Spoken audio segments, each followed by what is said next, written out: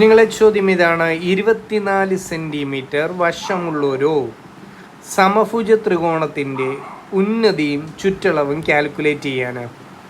അപ്പോൾ സമഭുജ ത്രികോണം എന്ന് പറയുമ്പോഴേ ഉറപ്പിക്കാം 3 വശങ്ങളും ഈക്വലാണ്, അതിൻ്റെ ആംഗിൾസ് 3 ഈക്വലാണ്. എന്തുവായിക്കോട്ടെ. ശരി, 24 സെൻറ്റിമീറ്റർ ആ വശങ്ങളെന്ന് പറയുന്നു അല്ലേ. അപ്പോഴേ ശ്രദ്ധിക്കേണ്ട ഒരു കാര്യം, കണ്ടുപിടിക്കേണ്ടത് എന്താണ്.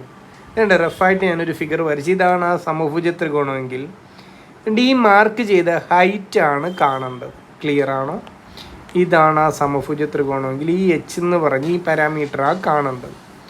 ചോദ്യത്തിൽ പറയുന്നുണ്ട് ഈ സമഭുജ ത്രികോണത്തിൻ്റെ എല്ലാ വശങ്ങളും 24 സെൻറ്റിമീറ്റർ തന്നെ.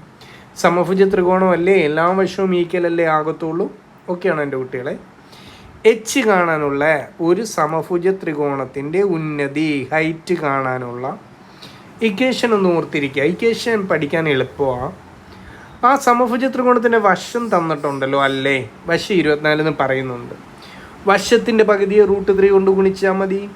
എന്താ വശത്തിൻ്റെ പകുതിയെ √3 കൊണ്ട് ഗുണിച്ചാൽ മതി, അതിൻ്റെ ഉന്നതി കിട്ടും. അപ്പോൾ ഇക്വേഷനായിട്ട് പറയുവാണെങ്കിലേ വശത്തിനെ എ എന്ന് റെപ്രസെൻ്റ് ചെയ്താൽ വശത്തിൻ്റെ പകുതി a/2നെ √3 കൊണ്ട് ഗുണിച്ചാൽ ഹൈറ്റ് കിട്ടും. ക്ലിയർ ആണോ? അപ്പോഴേ ഇവിടുത്തെ കഥ എനിക്കൊന്ന് പറഞ്ഞതാ. ഈ പറയുന്ന സമഭുജ ത്രികോണത്തിന് ഉന്നതി എത്ര എന്ന് കാണാൻ വശത്തിൻ്റെ പകുതി 24 വശം, അതിൻ്റെ പകുതിയെ √3 കൊണ്ട് ഗുണിക്കാനാണ് പറഞ്ഞത്.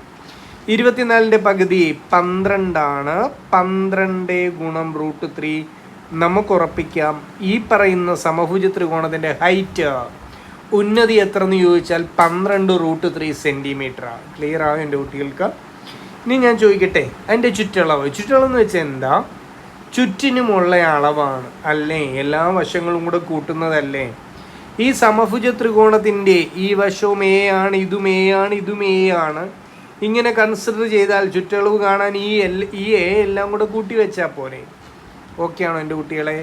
അപ്പം പെരിമീറ്റർ കാണാൻ യൂസ് ചെയ്യുന്ന ഇക്വേഷൻ എകളെല്ലാം കൂടെ കൂട്ടുന്നു 3a ആണ്. ചോദ്യത്തിൽ പറയുന്നുണ്ട് ഒരു വശത്തിൻ്റെ നീളം 24 സെൻറ്റിമീറ്ററാണ്. അപ്പം ചുറ്റളവ് കാണാൻ 3 × 24, നമ്മുടെ ആൻസർ 72 സെൻറ്റിമീറ്റർ ആണ് ഈ സമഭുജ ത്രികോണത്തിൻ്റെ ചുറ്റളവ്. ഓക്കെ ആണോ എൻ്റെ കുട്ടികളെ? ഹൈറ്റ് കാണുന്ന ഇക്വേഷൻ എന്തായിരുന്നു? a/2 × √3. വശത്തിൻ്റെ പകുതി കാണുക, √3 കൊണ്ട് ഗുണിക്കുക. ചുറ്റളവ് കാണാൻ പിന്നെ 3 വശവും കൂടെ കൂട്ടി വെക്കുക. അത്രയല്ലേ ഉള്ളൂ.